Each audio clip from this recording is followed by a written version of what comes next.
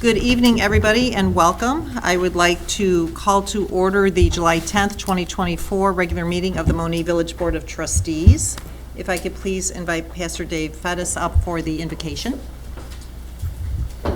Thank you, Mayor. We've just celebrated our nation's independence, and before my prayer, just want to quote a little bit from America the Beautiful. America, America, God shed his grace on thee and crown thy good with brotherhood from sea to shining sea. And the last verse says, America, America, God mend thine every flaw, confirm thy soul in self-control, thy liberty in law. And I think that's a good standard for prayer, where we ask for God's grace and we also ask for his correction of our flaws and his help to do better as we keep on walking with him. Let's pray together. Dear Father in heaven, we thank you in the name of our Lord Jesus Christ, the only Savior, the conqueror of death. We thank you that you are our Father. And we thank you for the country that we can be part of, for its independence, for the freedoms and opportunities that we enjoy, and that as part of this community of Monee, we can be part of a greater state and a greater nation. And we pray now that as we meet together tonight and conduct the affairs of the village of Monee, that you will give your wisdom, your grace, your correction of flaws, and all, Lord, that it takes to make this village flourish. We thank you for our mayor, for each trustee, for our police and first responders, for those who are involved in public works and recreation, for those who are involved in administration. We ask, Lord, your help, wisdom, and blessing for each one. And we pray, Lord, not only for our governance here tonight and for the decisions that are made, though we do seek your wisdom and ask your help for those, but we also pray for the flourishing of our wider community, of the businesses, of the churches, of the families, of each individual. Lord, may this community live under your favor.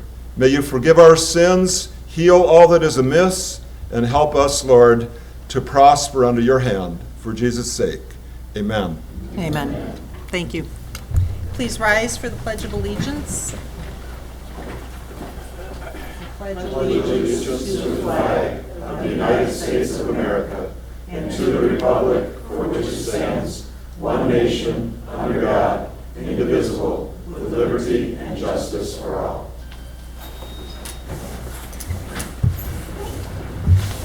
Roll call, please. Trustee Gonzalez? Here. Trustee Henson? Present. Trustee Horn? Here. Trustee Rakes? Present. Trustee Wilson? Present. Trustee Udris? Present. Open to the public, agenda items only. May I please have a motion to accept the consent agenda? Make that motion. Second. Roll call, please. Trustee Henson? Yes. Trustee Horn? Yes. Trustee Rakes? Yes. Trustee Wilson? Yes. Trustee Udris? Yes. Trustee Gonzalez? Yes. And clerk's report, please. Thank you, Mayor Bogues. Just really quick, there are a couple items that with the new senior cafe, that the event's going on Friday, July 12th from 11 a.m. to 1 p.m. is bingo. And then they have ice cream social, which will be on July 18th from 11 to 1. They also have what's called the story of my life, where all of those that come out will be able to share stories of their life with each other and with everyone there, which would be really awesome. That's for on July 31st from 11 a.m. to 1 p.m. And then in between, there's another bingo. This one is a Western theme, and that's for July 26th from 11 to 1. Suggested donation is $4, but you won't be turned away. End of report. Thank you very much. Under my report this evening, I've got a presentation by Aaron Sloan. Aaron Sloan has worked at the Office of the Illinois State Treasurer as the Deputy Director of Illinois Funds for Outreach since 2023 and currently serves as a Village Board Trustee for the Village of Park Forest. Aaron holds a bachelor's degree in economics from the University of Chicago and a master's degree in integrated marketing communications from Northwestern University. I, along with the finance director and administrator, had the pleasure to meet with Aaron and Richard Greenfield last month, a little bit longer, to discuss available services, and Aaron is with us this evening to present information on the public treasury management services offered by the Illinois State Treasurer's Office. So thank you, Aaron, for being here tonight. Thank you for having me. Good evening, Mayor, Administrator Bautista, Board of Trustees, and residents of Monee. As I didn't expect my resume to be read, but thank you. I'm Erin Sloan, and I am your neighbor. I am in the village of Park Forest. As the Deputy Director of Outreach for the Illinois State Treasurer's Office, it is my goal to make sure that every single community in the state of Illinois is familiar with the programs that are offered by the State Treasurer's Office. Most people are very much aware of our iCash program, the unclaimed property, where we connect you with dollars you didn't know that you had or were owed to you. But we do have the Public Treasury Management Division. Prior to coming to the board, to the State Treasurer's Office, I was an investment banker, a public finance investment banker, so I took communities like Monee in agencies around the country to the capital markets. So now I am on the other side of the table trying to earn my wings into heaven and make up for any of the past wrongs I might have done 20 years ago. So the Treasurer's Office offers 3 programs in regards to our local governments. This is the Illinois Funds program for your investments, Illinois ePay for electronic payments, and we also cover cybersecurity training for free for government agencies. Tonight I will talk about the first 2, Illinois Funds and the ePay program. So the Illinois Funds is almost a 50-year-old program. It was first established in 1975, and it is a money market-like fund. It is a local government investment pool, which means local governments and agencies can invest their funds alongside the state of Illinois. And we have the 3 legs of our stool is safety, liquidity, competitive yield. But it's important to know that we have the highest investment grade possible, a AAA rating by Fitch, and we've had that since 1996. Illinois Funds is a complement to your local banking relationship. It's not in replace of your bank. But what we do offer is the ability to earn greater yields on your investments than what banks typically offer in your certificates of deposit. What's different with certificates of deposit, usually it's your funds are locked up for 6 months, a year, however long you prefer to go out. Usually the longer your money is illiquid, the higher rate you get. With the Illinois Funds, your investments can be made overnight, or it could be in there for a matter of years. One thing that I have to make the point, especially downstate where there's a distrust of government, even though people are elected to government, the state General Assembly does not have access to your funds. The money that is put in is pooled in your pro rata share of it. You put $1 in, you get $1 out. No one else can touch your funds. There is no minimum investment. There are no redemption gates. If you wanted to come tomorrow, you called me up and say, Aaron, I want to withdraw all of my funds. It could be anywhere from $10,000 to $10 million. There are some communities that have $100 million with us. Those are very large communities. But that can be processed immediately, overnight. I get a call by 11:30 a.m. that the funds will be deposited that day. Anytime after that, the funds will be deposited next day. As a matter of principle, because we are AAA rated, we have anywhere up to $2 to $3 billion in cash at any time, so everyone could draw their funds down and we still would not have a hiccup. And what is really special about the program are the state disbursements from the Illinois Comptroller's Office are made sooner because their funds are in Illinois funds, and so it's just a transfer. So that is your MFT dollars, your income tax dollars that come, or any of the grants that come from other state agencies can be deposited directly into your Illinois funds account. The Illinois funds can only be tied to one bank account. So if it is your general fund for the village, it comes, you call on Tuesday saying, hey, we've got these bills and payroll. You withdraw that amount, leaving another balance, leaving your balance in the account, and it's still accruing interest. And that's how you're able to get ahead. Our portfolio, currently, we're at about $19.5 billion. That was as of May, 2 months ago. I don't have June's numbers. Those are being compiled right now. But over the last year, from May 2023 to this May of this year, we were able to accrue $1.1 billion in investment savings, investment income, for our participants. And so it's a pro rata share that goes along with that. So that income, that's 1.1 billion fewer dollars that had to be taxed of their residents to provide services. That's 1.1 fewer dollars that had to be raised in any other types of fees. So we're really proud of that.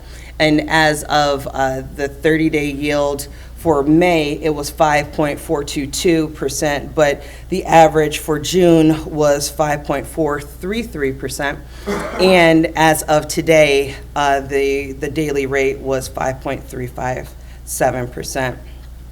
So just a selection of our participants. So we have just shy of 1,400 local governments in the state of Illinois that hold $8.9 billion in the fund. The other balance is with the state agencies. My boss, the treasurer, holding about $11 billion.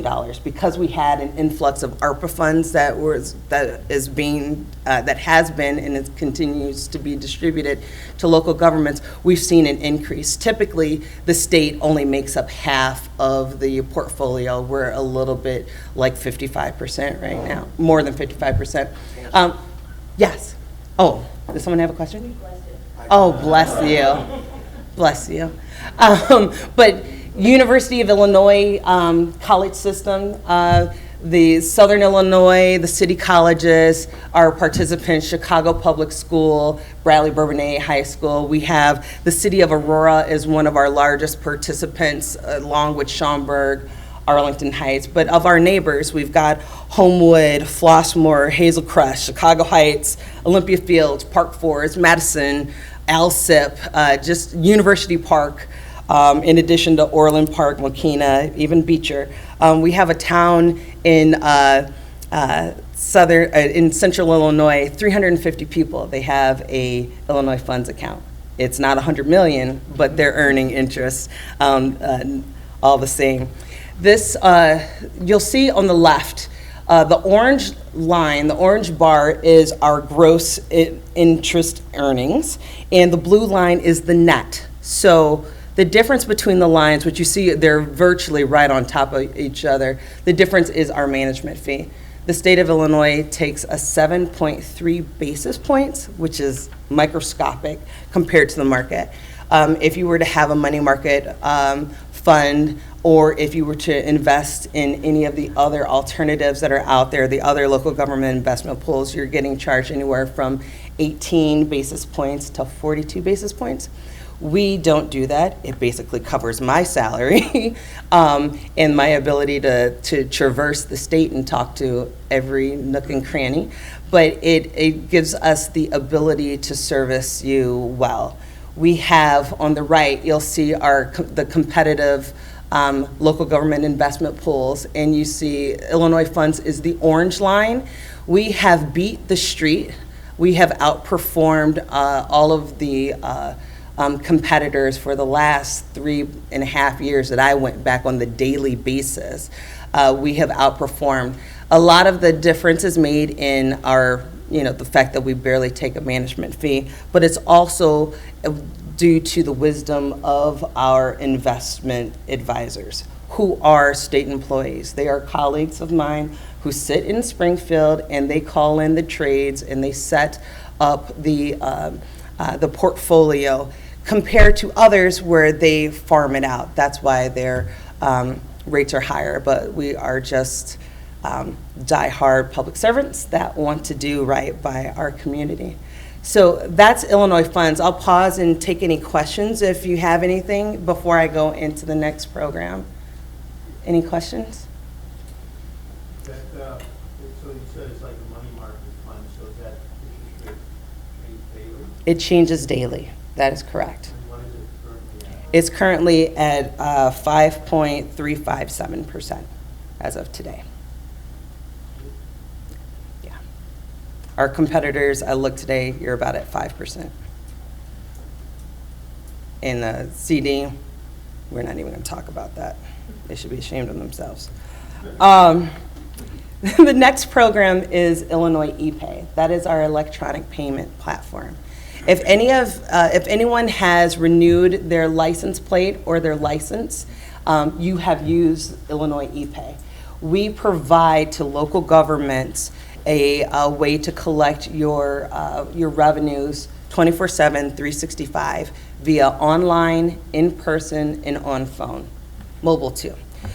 We have the benefit of having the 30 years of experience. So the state treasurer has offered this service to every government that there's available. And it's not just a fact of we're any other advisor. We are a government, so we understand government. We understand the accounting. So when it comes to the reporting, we work with an outside vendor who is contracted under the state treasurer's office to actually structure a portal. So for your finance department and your accountants, when it comes to reconciling how much money was brought in through the police department for fines and fees, if you had, say, your vehicle stickers, if you were collecting funds for dog tags, whatever fee that you had, we have the ability to show you what was collected via American Express, Visa, MasterCard, what was done with check, what was done with debit card. We have an extremely competitive rate. Right now, it is at 5.25% for any card transaction that is swiped at the present moment. That's over, if it's over $100. If it is an e-check, where you go in, type in your routing number and your account number, it's 50 cents. Well, we have over $2 billion in annual credit card processing. Because we are the state of Illinois, we have the ability to bring the economies of scale to the smallest of communities, like the one I told you is 350, but we also have a number of library systems. You know, those 50-cent fees really add up, but they want to, you know, if they were to go to an outside merchant, it would actually cost them quite a bit of money to be able to collect those fees. So we, again, we're not in this for the business of making money, but to be able to provide a way to collect your funds safely and efficiently. One thing that we offer is that if you wanted to direct your any revenues that you collect, you can send them into the Illinois Funds account directly, and it can start earning interest immediately. We have, for the year ending June 2024, which was the end of our fiscal year, I actually did get these final numbers, we processed just under $2.5 billion. A lot of that is the Secretary of State and University of Illinois, of course, or Northern, but we have a lot of our communities. Right now we have 526 participants. It sounds like a small number, but keep in mind, Chicago Public Schools is over 500 individual schools, and so we count them as one participant. But we have about 419 of them have their money settle into Illinois Funds accounts, but it's 3,000 merchant IDs. We're talking about every individual point of sale system that is sitting at a front desk of a village hall or library counter or the Secretary of State. It's over 3,000 of those. And we process just under 16 million transactions. Like I said, we have the ability to offer the collection of funds on the phone, online, in person, at a desk, and even mobile. You know how you might get a a message from, hey, State Farm, your bill is coming due in 7 days, press here, press this link to pay directly. We give you that ability to do that if you wanted to. There's a few communities that use that. And we also offer the phone script in both English and Spanish. And that's fully customizable. We will create a portal, a landing page, design it however you want, and that is completely free of charge. Our solution is completely encrypted, so there's no worry about if someone were, you have here is the cycle of funds, but if someone were to intercept at any point, you would rest assured that no one's personal data is kept on the point of sale system or on your computers. It is completely encrypted and fully PCI compliant, which is a requirement from the card brands if you're going to collect any information. Just an example of some of the participants. I mentioned U of I in the course of Secretary of State, but the village of Worth uses us, Beecher, Country Club Hills, Matheson, Orland Park, just to name a few. Chicago Park District is a large participant for us as well. So we have folks from all over the state. We're working with East St. Louis in Metro East right now to onboard them, and a myriad of libraries. But like I said, we collect business licenses and utility fees, vehicle stickers, tuition payments, police fines and tickets, bus fare for some of our folks in Peoria and Kankakee. So, just wanted to give you a little idea of what we have to offer. Because the state of Illinois the Treasurer's Office holds the master contract, it's not a requirement to issue an RFP because we've already gone through the process. As a matter of fact, we just closed out the process again. But the economies of scale is something that we're really proud of to bring to the largest and the smallest of communities. We have the ability to integrate with a number of different software systems that are used by park districts and schools in villages, of course. DACRA, which our public safety folks use to collect tickets, that's something that we have direct integration with as well. So we're really proud of that. We're also proud of with our vendor, our customer service is 24/7. And we work with the Chicago Lighthouse for the Blind. So if you call, these folks know our system backwards and forward. I call them if my colleagues aren't available, and they're extremely helpful. We offer the PCI compliance free of charge. Some places will nickel and dime you and charge you for that just to keep your residents' information safe, but that is something that we absolutely refuse to do. We want to make it as easy as possible for our communities to recognize their revenues as soon as possible. So that's the end of my presentation. If you got any questions, shoot. So, ignorance here, but in Yeah. trying to direct it to you, because I know Lyra probably have spoken with her at length about this stuff. So, Turn your mic on, please. I'm sorry. Thank I'm you. sorry. We have rules, that's right. And I'll be a rule follower. So let's just say other municipalities, let's say ours then. So water bill payments, like you said the licenses. What about like insurance or payroll that can all be used out of the Illinois funds? Payroll is, so it all depends on how you set up your system. So some people, if you're talking about segmenting funds, I am not here to offer advice. I should have had that as a caveat. But it is one that every community does it differently. Some have funds of, this is our payroll account, and so it's moving directly into into their bank account. Others will say, these are TIF dollars, and they'll have an Illinois fund just for that, just for MFT money, just for grant money. They keep it segmented that way. But yeah, you could. The Village of Park Forest, for instance, we hold all of our funds in there in one account. And we, on the back end, understand how much is payroll, how much is a vehicle replacement fund, how much goes to public safety operations and other things. It's all based on however your finance director chooses to use the funds. Some just have reserve accounts there for your rainy day fund. It's really up to each individual community how they do it, how they use it. And then, Daryl, because I know that we kind of married three systems a couple years ago, is there any way to integrate like what we're using now into something like this, or will we have to start from ground zero? Are you talking about payments, or are you talking about? All three.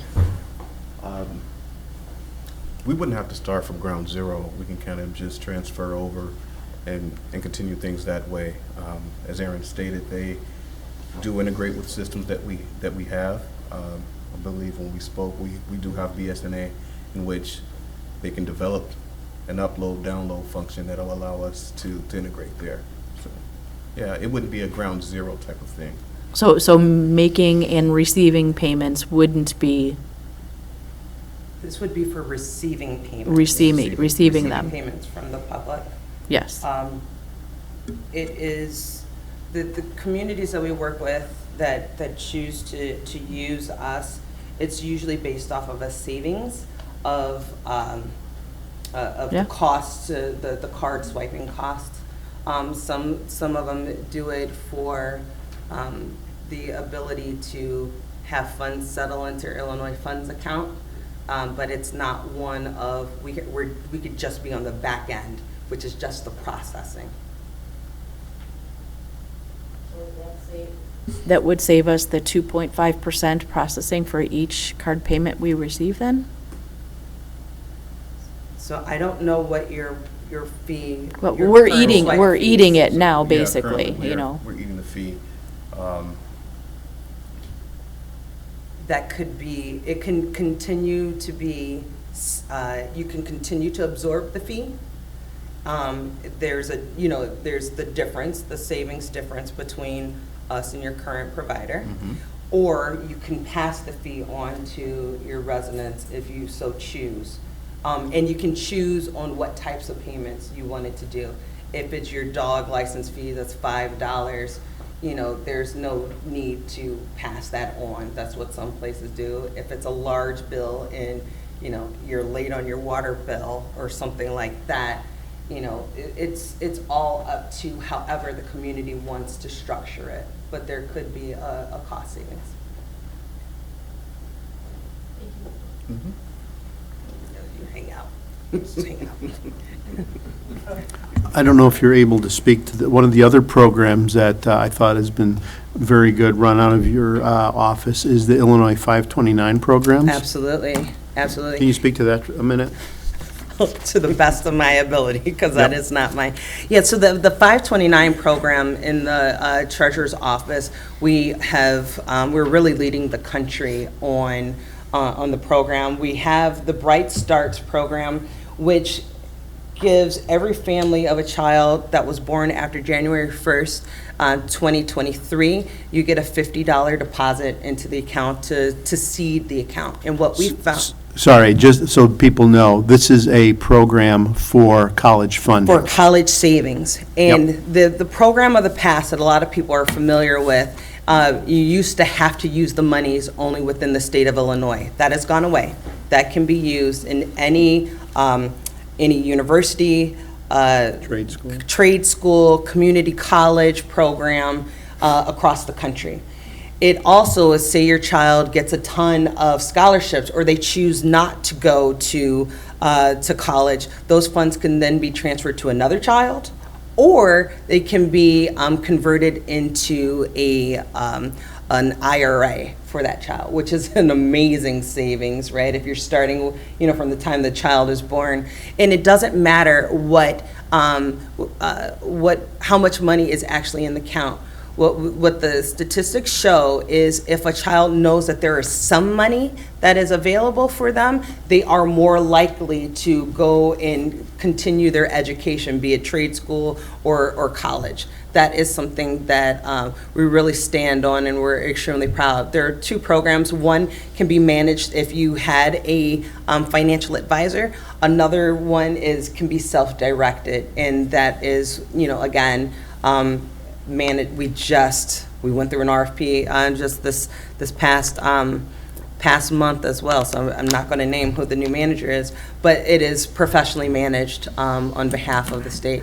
We also have Illinois ABLE, which is a savings program for those with disabilities, both physical and developmental disabilities. That's a savings program that does not interfere with any Social Security that's available. We also have the unclaimed property. And that is one that most people know about. You look up online to see if there are any funds owed to you. It could be insurance, it could be the cell phone rebate that we never collect and they make a ton of money off of, or it could be a forgotten CD or a deposit from your gas company. But those funds are returned to their rightful owner. The state treasurer holds it in perpetuity, and it is our goal to connect people with their funds, and we pass the interest that's collected onto you. I also had Director Bulliner shared with you the local officials picnic. We host that every year for our elected officials and staff, for you guys to come down to Springfield if you would like. Check out, we have an auction of some really cool things that have been in our vault for 50 years, 20 years, as well as a barbecue, just to thank you for the service that you give, because it's a lot of work. And so you get to come into the fair free of charge, eat good food, clog your arteries, and drink a little beer donated by the beer distributors of the state of Illinois. So that's August 17th in Springfield. So I hope to see you guys there. Thank you. Thank you.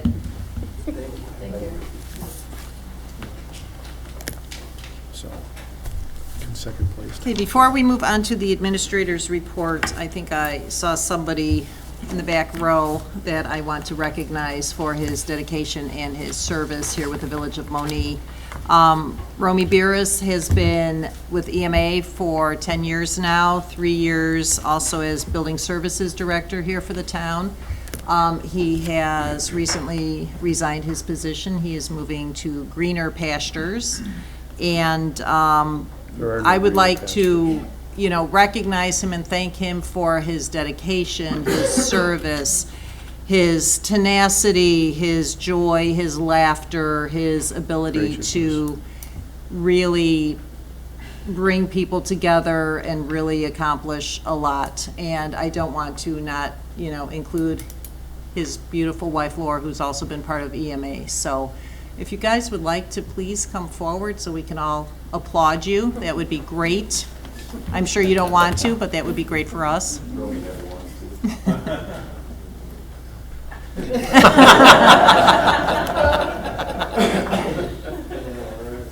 So thank you very much.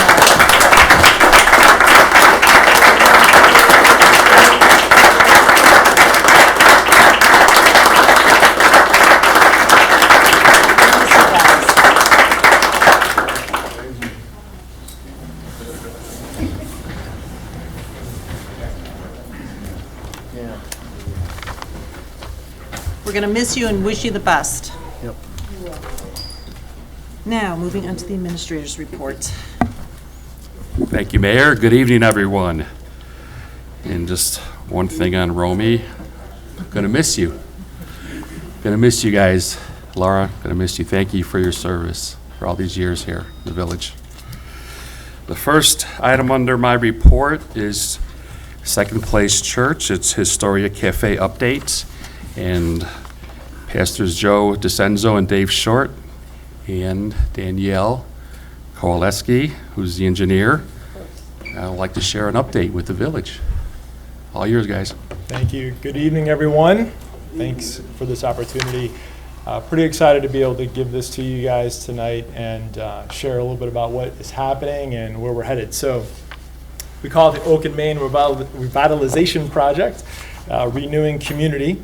As Ruben just said, myself, Dave, and Danielle are here tonight. We'll each have just a little bit of the presentation to take. Just kind of rewinding a little bit of what we've stated before with you all is that the vision for this building, a unique multi-purpose gathering space in a fully renovated building on the corner of Oak and Main Street, which becomes a destination for the community and a catalyst for the renewal of the Monee Historic District. So I like to think of it this way, like, what do we want to do? We want to create this destination. We feel like a coffee shop on the corner there in the storefront, and then the client choice pantry in the rear part of the building would become a client destination. I think the prior question I like to ask is why? And the reason why is because we really believe that this is going to be a catalyst for the renewal of the Monee Historic District. Now, we're happy to be the life of the party on that corner all by ourselves, but we do hope that by renovating this building and seeing this building come alive and that corner come alive, that we'd see others join us and other businesses come alongside and create that whole area to be a place where folks really do make it a destination and want to spend time there drinking lots of coffee. So if you think about it this way, as we were talking as a team, even when we were considering buying this building, this is about what it looked like when we purchased it. There were really three options for this building. First was to leave it vacant. I've lived in the area for 22 years, and I know I wasn't coming to that building in the early days. I don't remember there being anything in there. Some folks say there's been a couple of things in there in that time frame. But I think that for us, like, as we looked at the building, it being vacant, and for the majority of the time that I knew about it, that wasn't an option for us. And then the second one was to level it. Honestly, with the historic nature of the building and what it means to the town, and I think the way that it looks and the way that it could still be a great asset to the community, it just didn't make sense to level it. And so then the third option is to renovate it. And so that's the option that we decided to pursue. And so there's probably other options you guys have. Those are the ones that we simply just kind of put together and think about. And it's going to mean a lot for, I think, Monee to have that building renovated. So again, these are like concept images, just trying to help us understand, what the vibe could be like on that corner.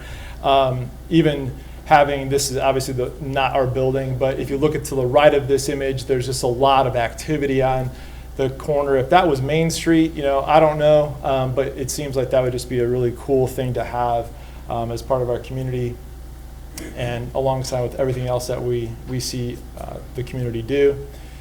So exactly what is it going to be in the rear part of the building? Again, as a reminder, client choice food pantry.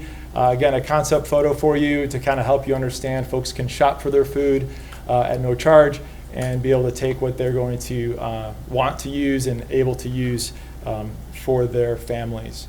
In the front of the building, we would have Historia Coffee House, which would again be a place for folks to meet, have coffee, have conversation.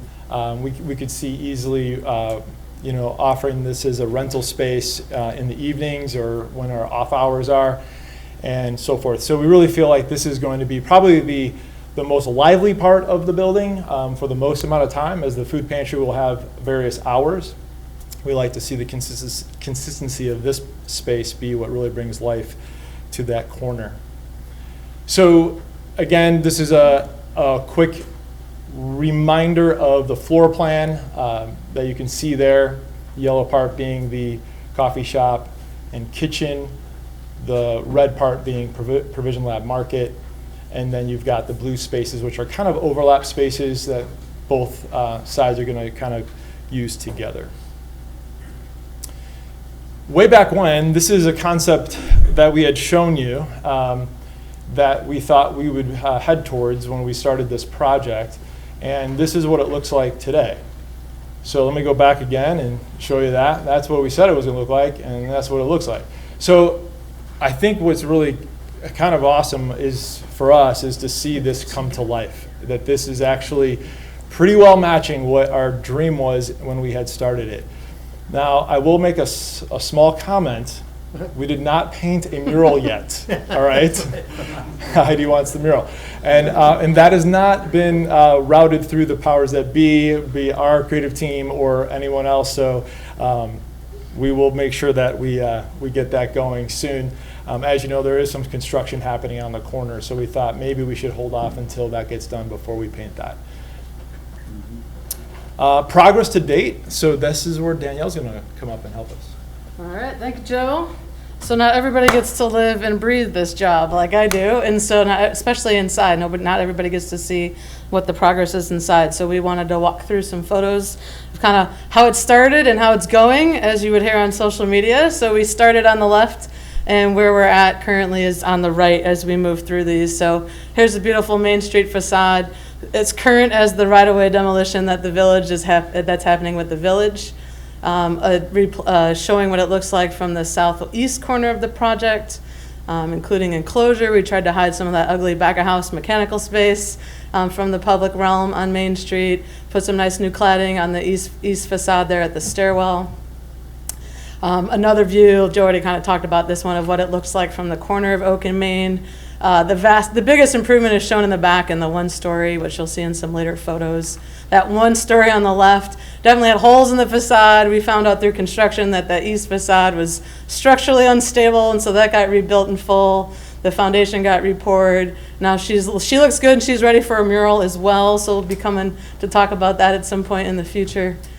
This is another good view from kind of the back of house. This is the what our lovely neighbor gets to look at all day long, so we spruced that up for her.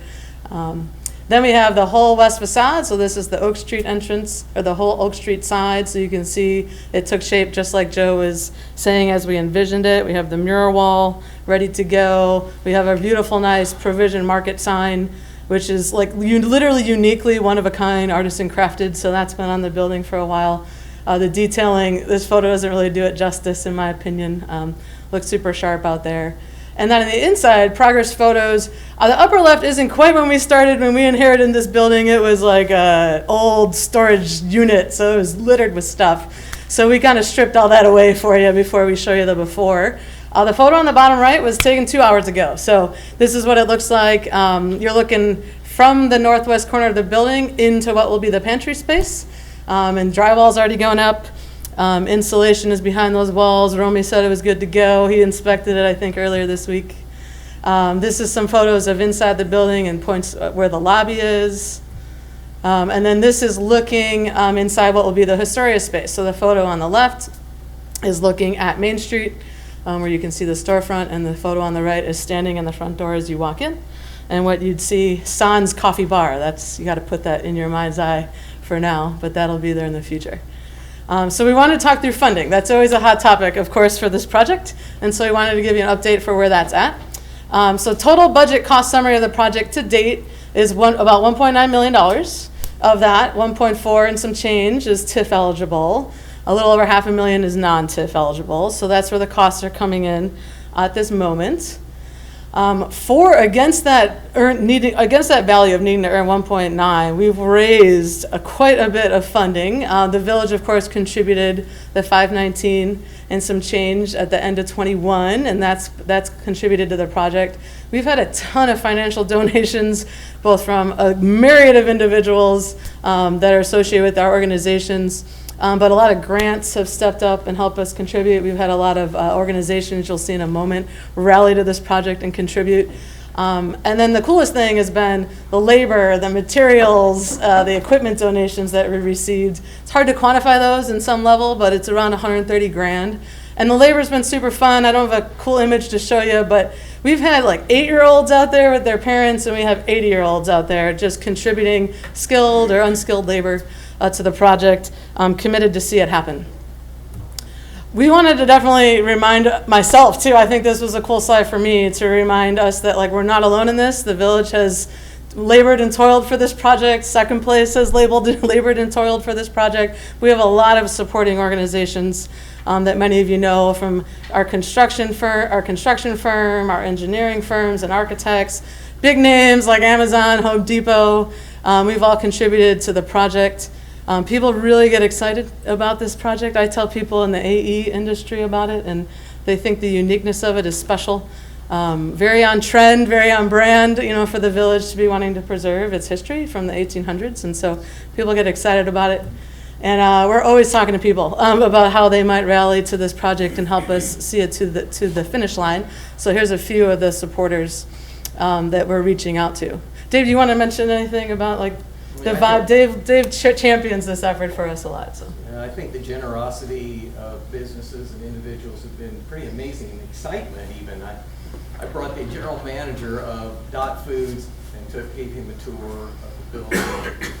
And he was just like, all of a sudden the idea machine just started rolling, we can get bags for you with Dot Foods on it, and we can provide the carts, and and he just starts going on.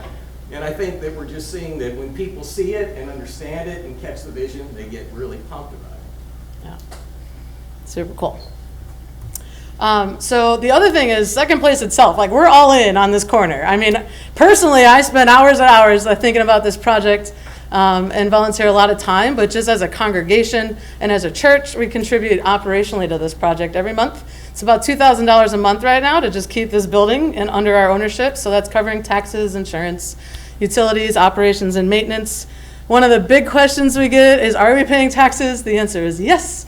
So we have paid to date from 21 to 23 taxes, $24,492.48. So that is being paid for by Second Place Church to support the renewal of this corner. And then we wanted to talk about funding needed. So the left-hand column you've seen. So the project budget, $1.9 million all in. We need about little more than half of that to see this project to the end. And when I'm talking about project in this scale, it does include the second floor, which is really all under that non-TIF eligible. But for TIF eligible, the funds yet needed to see it to completion is the $566,888. Very precise. And so that's where the current funding is as of July 1, when the letter update was provided. And I'll turn it over to Dave to bring it home. Okay. When Joe and I first we came by the building, we stood out in front, and we were just kind of contemplating whether or not we should buy this thing. And, we're scratching our heads thinking, man, this is a major undertaking. This is a huge task. I don't know if it's worth it or not. And then I had the encouragement from a couple that were walking by about that time, and the gentleman looked at the building, and he said, I wouldn't give you 40 cents for that building. I thought, oh my gosh, and then we went ahead and bought it. We're crazy. But I think what Joe and I think I can speak for Joe, I think what we saw was a community center. We saw a place where families could gather, where friends could be developed, where businesses could have transactions take place, and where people who had incredible need could find dignity and hope.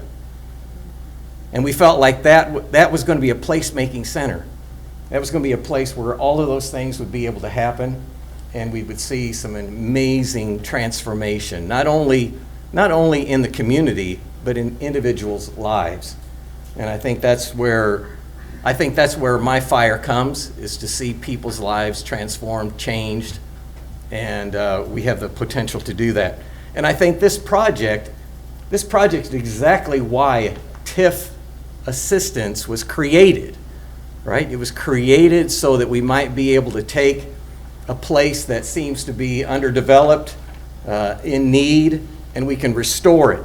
And they say that there's something called the but-for test. But for TIF assistance, this development would not even occur.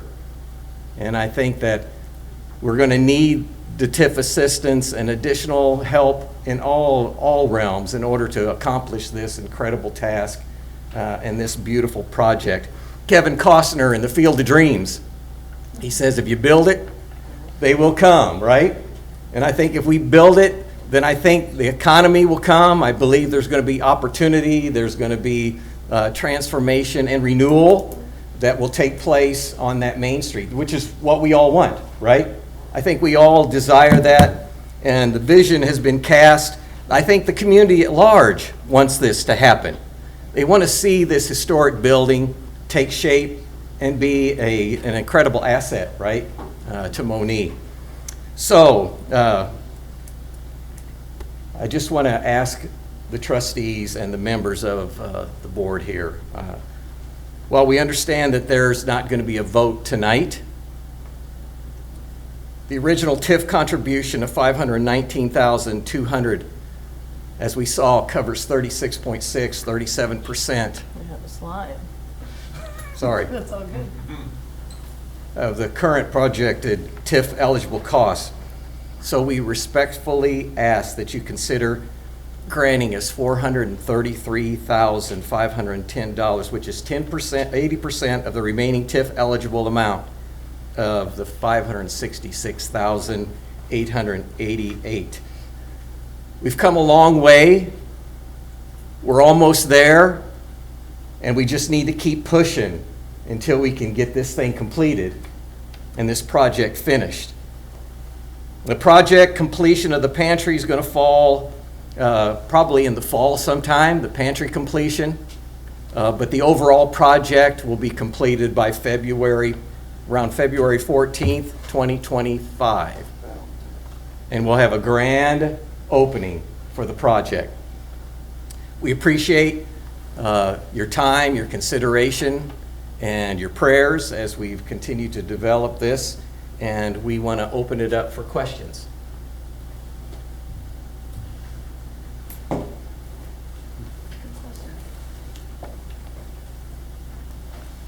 know when I was there getting the walkthrough, one of the conversations we had was about the upstairs, and I know you briefly mentioned that in terms of whether that was going to be a moneymaker, you know, for the project, or, you know, where are you at with the upstairs? Well, I don't think we've really made a decision how we're going to utilize it. We may utilize it for rental so that there might be some kind of stream of finances coming in. Or we might use one rental for that, and then we might use another one for maybe a mother that might be in need and just needs a season to just get on her feet. Mm-hmm. So we're still kind of working through that.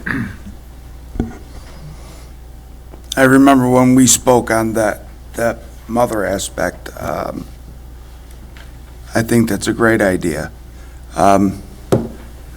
Any luck on the lift? Not yet. Okay. I have other questions. I just have other questions I have to ask before I ask them. And yeah, that's not right now. I really appreciate Chuck. He really tried to go out of his way to identify a lift. We need a 90-degree lift placed in there for those that are handicapped or disabled, that they can get in. Yeah, it's a two-floor building, so Yeah, the two-floor Historia building. is a couple feet higher than the Yeah. pantry. And that lobby that you saw on the blue floor plan, there's a like transition lift in there to get somebody up. So, yeah, thank you for trying to hunt that down. We're still looking. Yeah. We'll take it if you find it. We'll take it. So, I was going to say, just if I may then too, and this is going to be a Larry Rubin question though too. So I hear your request loud and clear for the TIF assistance, and we hear you. We hear you. That being said, are there eligible receipts of stuff already spent that you can turn in for that 436? No, no, because the funds raised to date are predominantly spent. The original TIF has been spent for a while, and we're currently working through a large grant we received. We're in what we call now Phase 3 of the project, and it's intending to get the pantry and those shared core spaces open. So all those funds are already allocated and close to being spent already. I don't have the exact number, but probably like $100,000 shy, and that's for work that's ongoing now. So We have like bids that could be used against the ask. So like we have bids from painters, we have bids from the contractor to finish what we'd call phase 4. We have a lighting vendor that has told us how much it costs to purchase all the lights. So we do have, that's how the TIF eligible dollars was created, was from not invoices, but, bids on the portions of the project that aren't yet completed. Does that answer your question? Yes and no, yes and no. So So that's I- not the answer that's not the answer I was hoping for. But to answer your question about the invoices, so the first agreement, the 519, that money has been expended and every invoice has been accounted for, receipt that was paid. So Daryl and I had went through that also with Danielle, and all those has been vetted. So it's all done. So that agreement has come to its completion. It's been paid for, and so now the second request they're asking for is the 80%, which comes to the 453. So those RFPs and the bids that she has can be used as an accounting for us for those TIF eligible funds. We'll have to get the receipts. That's what I'm asking. Yes, we'll have to get the receipts like we do with every other. So it's not, the bids cannot be used that after they purchase or realize and has invoices. We need the receipts and lien waivers.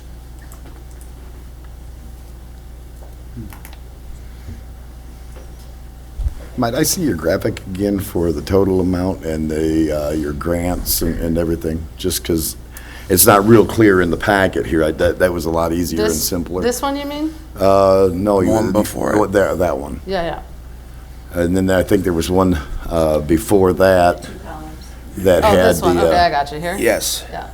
that had the total is 1.9, well, 1,943,000 projected is what the total is to complete everything, is the 1,940,000? Yes. Okay. That's including the upstairs, right? That 1.9? Yes, correct. And the upstairs is not TIF eligible, so that's in that 514. And you got 331,000 in grants / Grant/donations, that 331,000 number is from many of these organizations, so that's from Northern Illinois Food Bank, Barnabas, Amazon, who else is up there? Will County, Northwestern. And then what was the other amount besides the TIF and the donation? The other amount was, so the labor materials The equipment equipment donations, the donations? 130. Okay. That didn't contribute to pay for anything, that contributed to reduce the cost. Understood. Yeah, okay.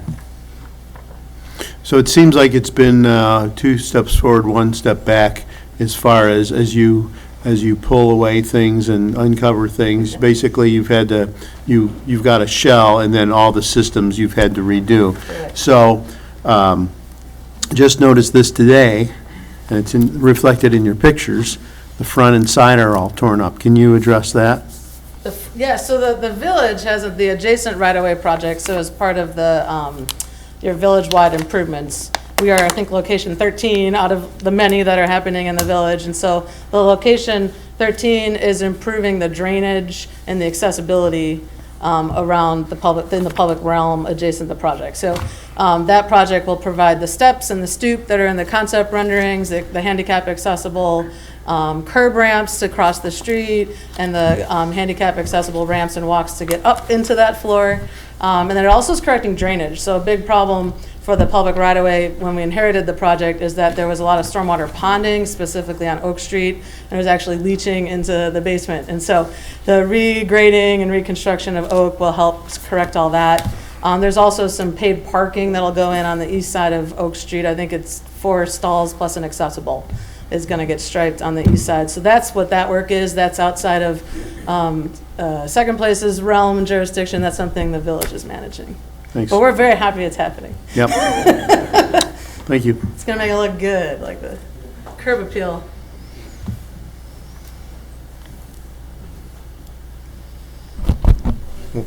Well, the progress is looking good. Have you taken any further consideration into financing or funding for the additional remaining projects that will get you over the hump, and then that way you can generate the receipts, and then we could use TIF funds for that? For upstairs? For any part. Can't use it for upstairs. No, well, not the upstairs then. Yeah, that's right, that's gonna be the housing part. Upstairs as far as historic, I keep thinking like. I gotcha. So just to clarify your question, you're saying that have we considered financing the amount that the village may agree to and then just use that to reimburse us for that loan? Correct. We have not considered that because we didn't think of that idea. Is that fair? That's fair. That's moving money around in ways that I don't even know, but she just left, so I think we're okay to talk like this. But yeah, I mean, to be honest with you, I speak on behalf of our board. We're really committed. The thought of a loan for the apartments and for the downstairs has been something that we would not necessarily pursue at the moment because we're already funding this at about $2,000 to $2,200 a month. We have zero income in terms of revenue from sales or anything like that from the coffee shop or rent upstairs, downstairs. So we have talked to banks in the past for lending, and we're a church and it's post-COVID, so it's an interesting conversation, I'll tell you that. But it's something that we could pursue. And open to, at least looking at.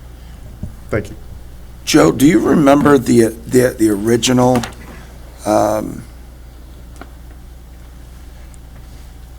plans for this and the cost breakdown for it?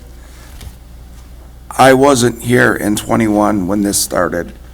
Do you remember what the cost differential was from before, so pre-COVID and post? Danielle would have that information. It's accurate. Yeah, so if you do have that letter update that you guys may have received, so when the TIF eligible funding as projected at the end of the fall of '21 was basically half of where it is now. So it was $649 and some change, and the village elected to contribute 80% of that value, which is how we got to the $519,200. And so the total project cost was hovering around $1 million. So everything basically doubled. Right, that was, I remember seeing it somewhere in that, so that was the reason for my question. Yeah. Because I think the other number was 19. Yeah, I'll go find that again. Oh, this one? Yeah, 1940363. And I want to say the paper I seen from you guys originally, which was a while ago, was $1,096,000. I don't know why that's sticking in my head from a long time ago. Yeah, that was probably where it was as total project cost in fall of '21 as projected. And it's doubled, which for me, and I understand the historic value, and timing and all of that, but $2 million on a building to rehab it is extremely expensive when you probably could have built one brand new for around that, less than that.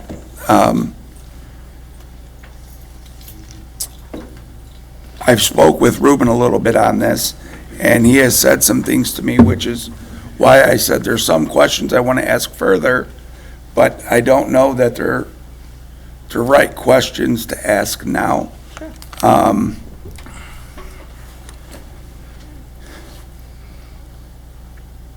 Because it's not it's the way of life. It's what happened post-COVID, so. The other point of clarity from a project total perspective, that's including like FF&E. So it's not a $2 million construction project. That's including design fees, survey fees, permit fees.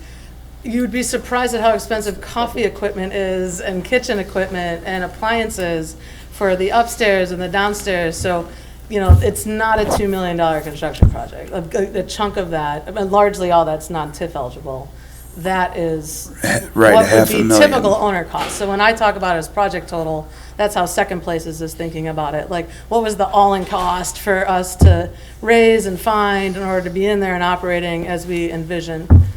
So just keep that in mind. I do, and I have, and with the transparencies and the value,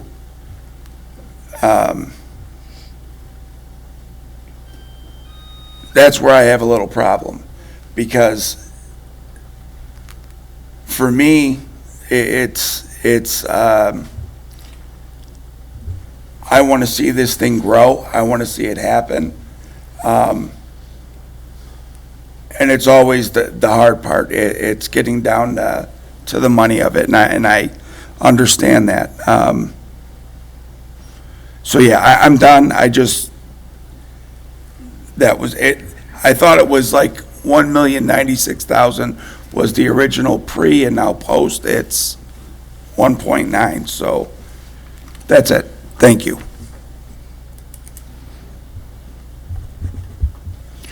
Without sounding hostile, because everybody always seems to think with my low voice and everything, why is Trustee Henson so mad? I'm not. It's my voice. You have 519, 200 for that was TIF. You had the 331 and change there. That was grants and donations. Then you had the equipment of 130. Okay. And I'd be remiss to ask, where is the line that shows money out of your guys' pocket that has went into this? Well, it's not line item there. It's within that 331. Okay. And it's within the $130,000 labor. And the two But grand a month that's we're what people, spending. again, So it's not line item. what and- people see. That's why, Sure. that's why I'm asking it to Yeah, clarify. no, that's a fair question. And I think I mean, we put our money where our mouth is monthly, I mean, from that perspective, and that's why we thought it was important to reiterate Second Place's commitment to the project. And I think the actual funds that the congregation has raised through offerings over the years, that's embedded in that 331. Okay. And then the question that I get a lot from a handful of people, a handful of residents is, the village gave them $500,000 in TIF. Where's it at? What's going on? And you guys are saying because of the raise in costs of everything from materials to labor, that's where we're having the issue, the extra money now from originally? That's been the predominant driver. We hit the bid on the project originally. We holistically went to bid in May of '22. And so the biggest challenge we had from May of November of '22 was finding an electrician to bid on the project, which I think people caught wind of.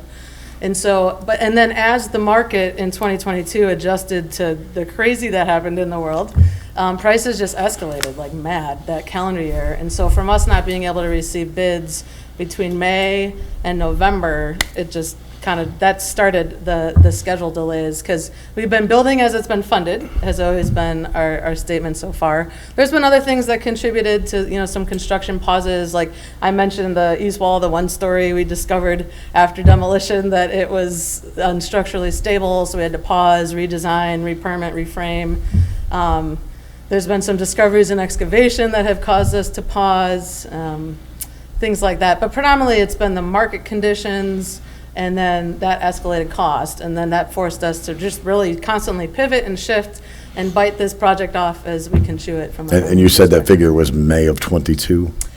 Well, yeah, that was when we went to the street for bids. Okay. So, So, and we'll just say it's July now, so May of '24, 2 years, a couple months, it's actually almost doubled in 2 years? it had doubled in 6 months. A lot of it doubled in that calendar year of 2022. I'm just, again, just questions to clarify. Yeah, it had happened in that calendar year, predominantly of 2022. Okay, because as Trustee Rakes was talking about the original amount, and now Yeah, it's no. it's pretty close to double. I So- feel that number. I hear you. I hear you. All right, thank you.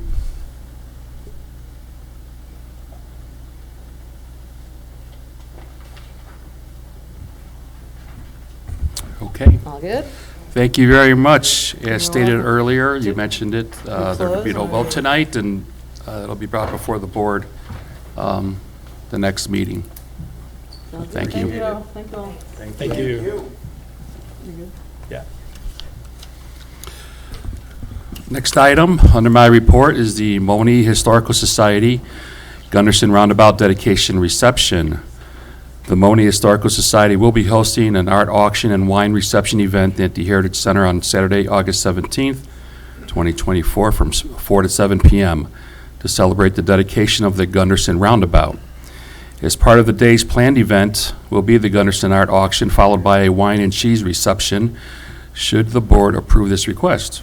The reception will be a ticketed event to help raise funds for the Monee Historical Society.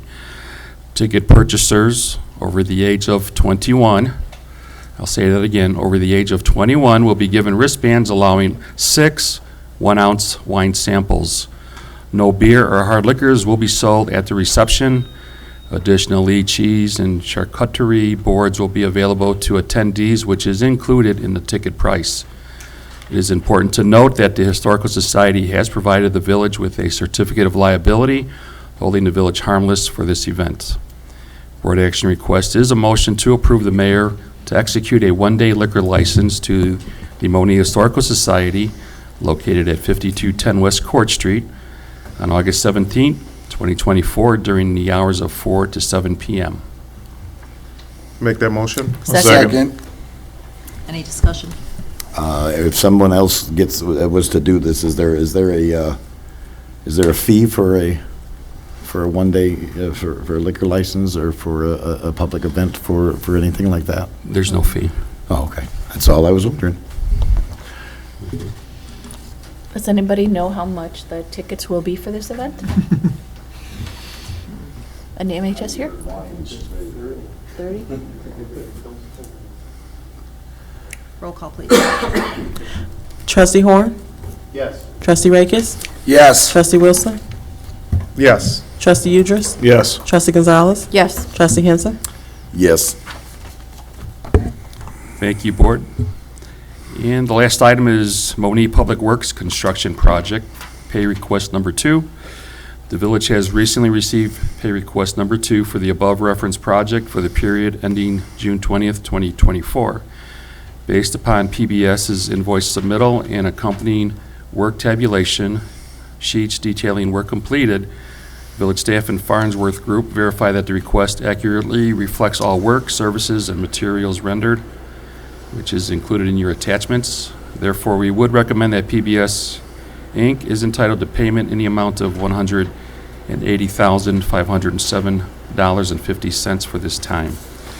Board action request is a motion to approve payment to PBS Inc. in the amount of $180,507.50. So moved. Second. Any discussion? No, let's get it done quicker. Just comment. Trustee Rakis? Yes. Trustee Wilson? Yes. Trustee Udris? Yes. Trustee Gonzalez? Yes. Trustee Henson? Yes. Trustee Horn? Yes. Thank you, board. End of report. Thank you. Moving on to the officials' reports, Public Works, Trustee Horn. Yes, let me find my documentation. So if you drive around, especially the old part of town, there's still a lot of construction going on, but it is moving in a very positive direction. The first project, which you all see, is the Court Street Sidewalk Project. You've seen most of the sidewalk poured. They're pouring, now framing and pouring curbs and ADA ramps. That should be finished this week, and then there's grading and shaping of the ditch, which will begin next week, and the sidewalk will be open for pedestrian traffic the week of July 22nd. And then the Main Street Water Project, all the new water main pipe has been installed. Crews are now working on making connections to existing pipe and installing valves and hydrants. Filling and pressure testing of the new main should begin the week of July 22nd. And then roadway maintenance, we're doing some concrete work with curbs and sidewalk ramps. It's about 95% complete. Driveway and landscape restoration are ongoing and about 50% complete. Milling of the main roadway is scheduled to begin, you guessed it, the week of July 22nd, with paving to follow. And then our new Department of Public Works facility, foundation work has begun this week. Steel is being delivered to the job site. And then branch pickup is scheduled for next Monday, July 15th. And then Will County Storm Water Management Committee has approved $17,000 in funding to the village to replace the culvert under Court Street east of Will Center Road.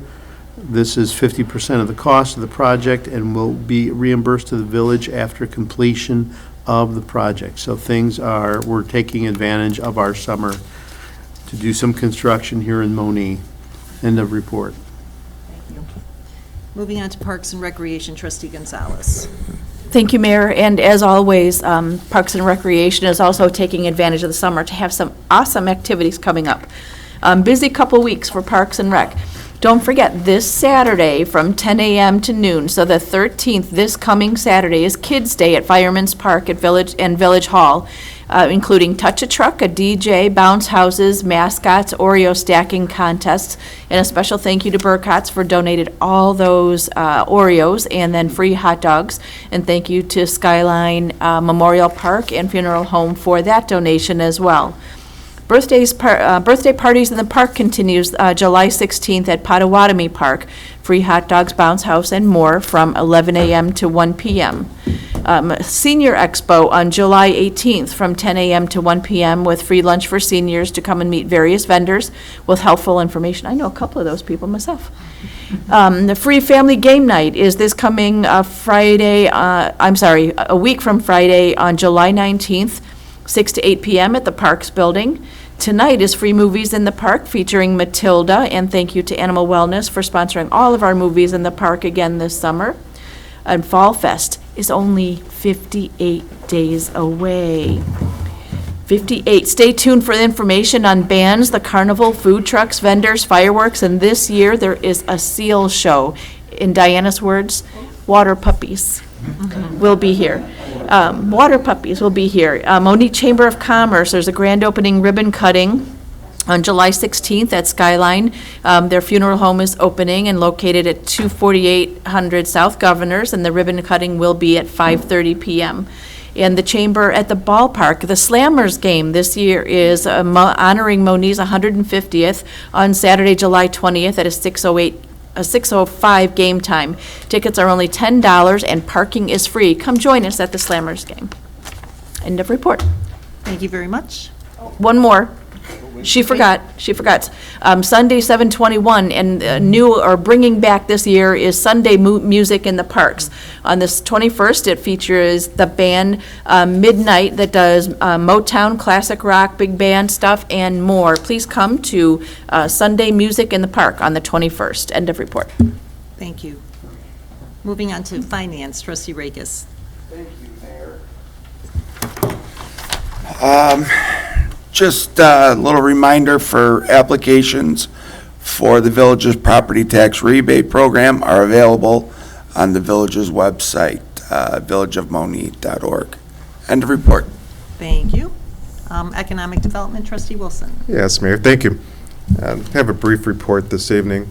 Economic Development Director Barnes is continuing to assist with the development projects of Starbucks and Dollar Tree on Monee, Manhattan, and also new development projects occurring on Monee, Manhattan.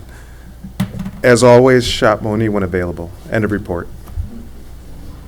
Thank you. Moving on to Building Services, Trustee Henson. Thank you, Mayor.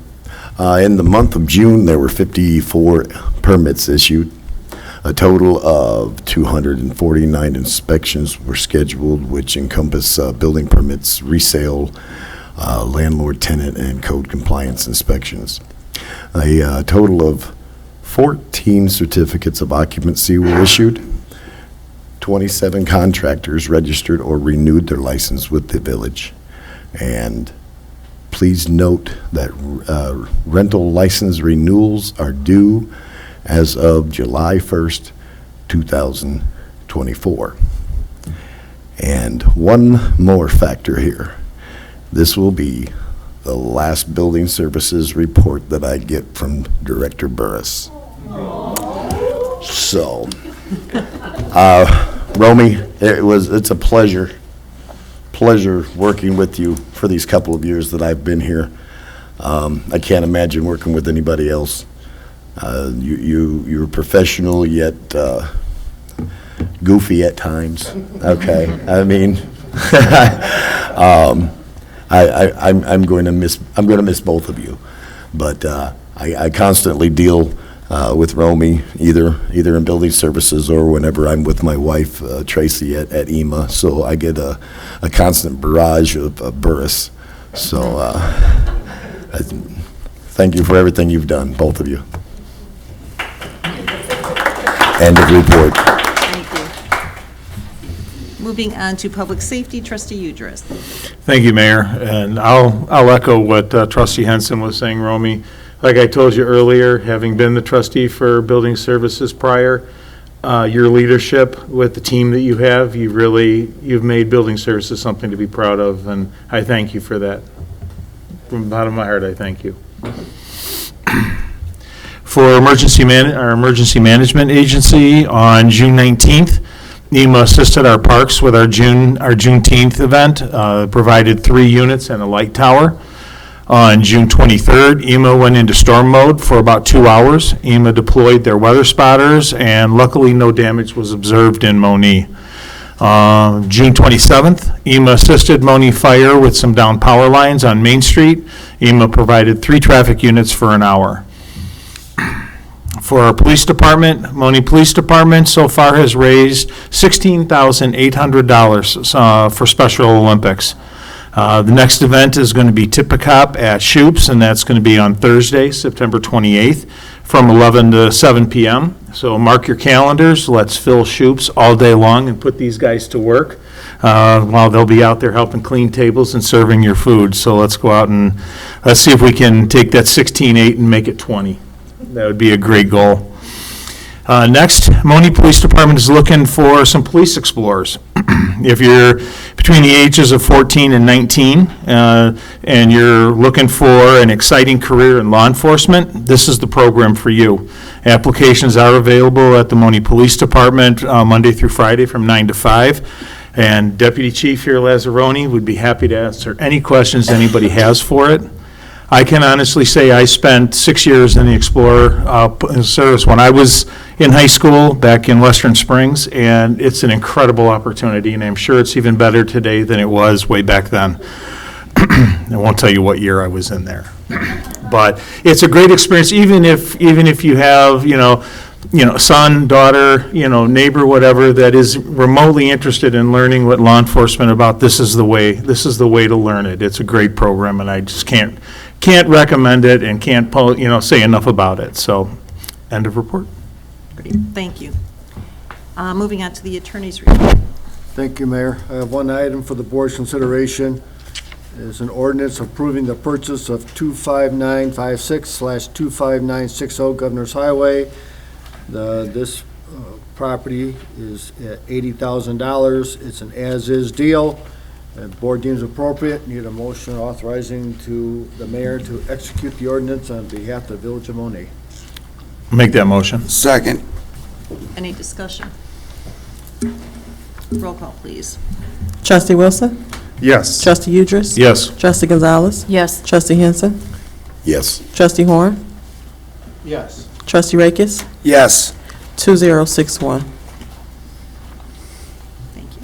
That's all I have, Mayor. Great, thank you. Any unfinished business? If I can announce, I got the ticket prices for the wine and Okay, cheese. perfect. It's $30 a person and $50 a couple. Thank you. If I may. Romy, your resignation letter has been not accepted. Denied. No, Romy, Laura, are pillars of the community. Husband and wife team work in EMA and involved in the community. They've been stakeholders. They hit the ground running. They're always around. I refer to Laura as the silent partner, and Romy, he's Romy. But no, your service to the community and to your dedication to the village is monumental. Big shoes to fill. I hope you set your replacements in line, but we thank you. I thank you, and I really like to see that family, that team spirit that really transcends through everything you do. It's very purposeful, right? You guys in tandem are dedicated to the community. We're dedicated to the community, and always looking out for the best interests of the town, and not only the town, but the people around you. Romy, you made it a point to make everyone smile. That's a rare quality and a trait to have, especially these days. So it's much appreciated, and it's going to be definitely missed, and thank you. Thank you, thank you. Any new business? All right, open to the public, non-agenda items. Okay. Next up, we will be going into executive session. Number 1, my favorite. 5 ILCS 120/2C5, the purchase or lease of real property for the use of the public body, including meetings held for the purpose of discussing whether a particular parcel should be acquired. The following PIN numbers: 2114174020300000. Correction on the second PIN number, so if you are reading along. 2114214000370000. 2114211060040000.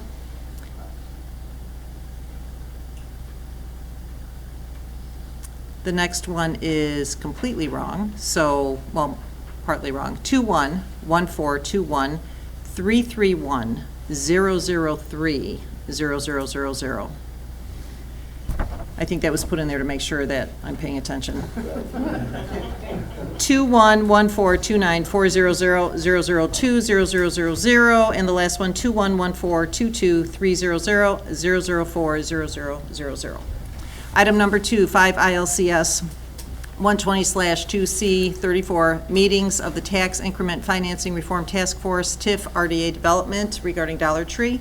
Item number 3, 5 ILCS 5 120/2C1, appointment, employment, compensation, discipline, performance, or dismissal of a specific employee. Item number 4, 5 ILCS 120/2C11, pending litigation. So if I can please have a motion to adjourn regular session. I'll make that motion. Second. Roll call, please. Trustee Udris? Yes. Trustee Gonzalez? Yes. Trustee Henson? Yes. Trustee Horn? Trustee Rakis? Yes. Trustee Wilson? Yes. 8:01. Motion to open regular session. Reopen. Roll call, please. Trustee Horn? Trustee Rakis? Yes. Trustee Wilson? Yes. Trustee Udris? Yes. Trustee Gonzalez? Kills me. Yes. Trustee Henson? Yes. All right, possible action to be taken after executive session. Item number 1, PIN number 2114214000370000. Consensus taken for Bill to start negotiations and offer $300,000 for said property. Item number 2, if I can have a motion? Make that motion. I'll make a motion. For the approval of a redevelop agreement with the Dollar Tree developer not to exceed Are we $110,000. doing each one? The first one. We didn't do it, we have to finish that one. So we need to do 0 for the first Oh one, my for God, the I'm sorry. property. Okay, motion for the property. Yes. I'll make the motion. Your second. Wow, Okay. went right over that. Roll call, please. Trustee Rakis? Yes. Trustee Wilson? Yes. Trustee Udris? Yes. Trustee Gonzalez? Yes. Trustee Henson? Yes. Trustee Horn? Okay, so back to number 2. Motion to, motion for the redevelopment agreement not to exceed $110,000 with the Dollar Tree So developer. moved. Second. Roll call, please. Trustee Wilson? Yes. Trustee Udris? Yes. Trustee Gonzalez? Yes. Trustee Henson? Yes. Trustee Horn? Trustee Rakis? Yes. And number 3, consensus to post, Motion. a motion to post Romy Beers as the Building Services Director's job once we get an official end date. So moved. Second? Roll call, please.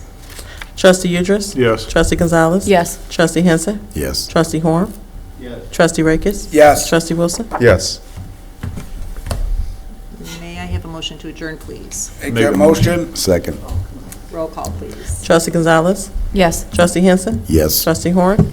Trustee Rakis? Yes. Trustee Wilson? Yes. Trustee Idris? Yes. 9:52 PM.